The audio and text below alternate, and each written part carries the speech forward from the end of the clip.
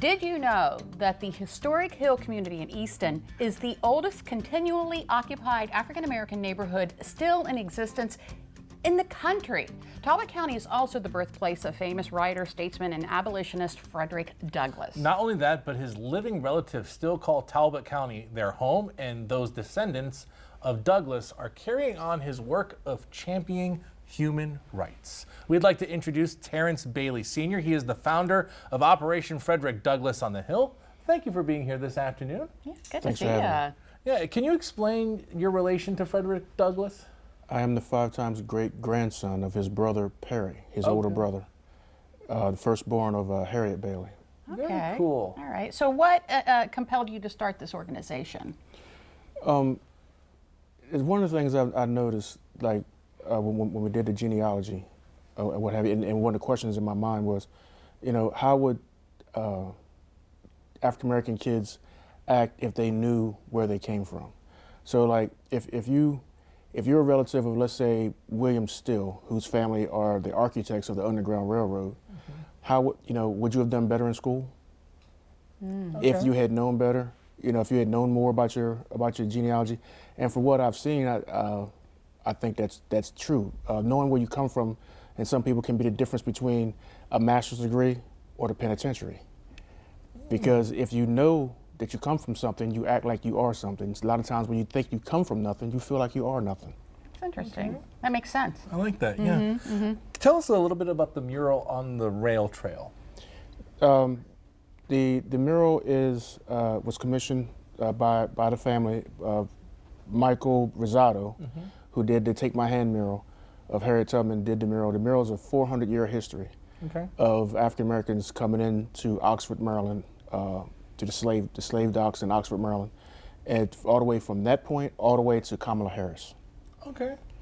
So, and the goal is to expand on that and to build an African American cultural center, which will be an international destination, hopefully in the Hill community, in the oldest free black community still in existence in the United States. And the goal is for that cultural center to expound on the mural by starting the history 100 years prior to the transatlantic slave trade, and then up to modern day. Okay. So in your research with Frederick Douglass, was there anything that surprised you about him? You know, when you watch movies and all that stuff about Uncle Frederick, and you know he's this statesman, and he speaks a certain way, and I had to stop and think, you know, when talking with elders in the family or whatnot, you know, in those speeches that he would have given, he would have had an Eastern Shore twang. You know, the way he would have talked the way we talk with the Eastern Shore accent, but in the movies and stuff, you never see that, and you never think, you're like, wait a minute, the Eastern Shore is what made him. The Eastern Shore is what gave him his thought process, his mentality. He would have spoke like us, and he was a self-proclaimed shoreman. Yeah, that makes sense. Yeah, that does make a lot of absolutely. sense. Yeah. Can you talk to us about the inaugural Frederick Douglass Unity Day? See, we put that event purposely in between Juneteenth and 4th of July. There's a lot of people who are not going to celebrate Juneteenth. There's a lot of people who don't celebrate 4th of July.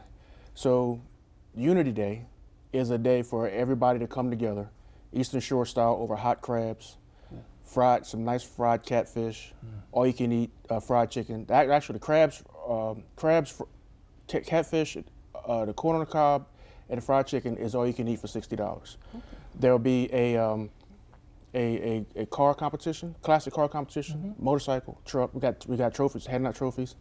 A community kickball game. So bring your team, try to win the trophy, get bragging rights, and come back and defend your title again next year. A double Dutch competition, a bounce house for the kids, and we got some great sponsors.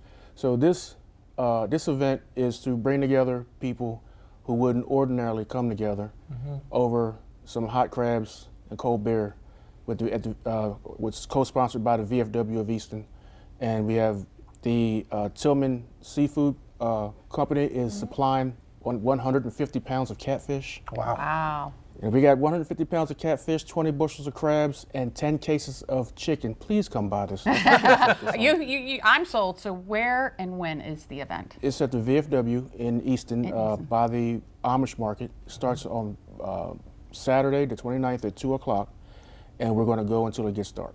So, All right. Roll the crabs Very right cool.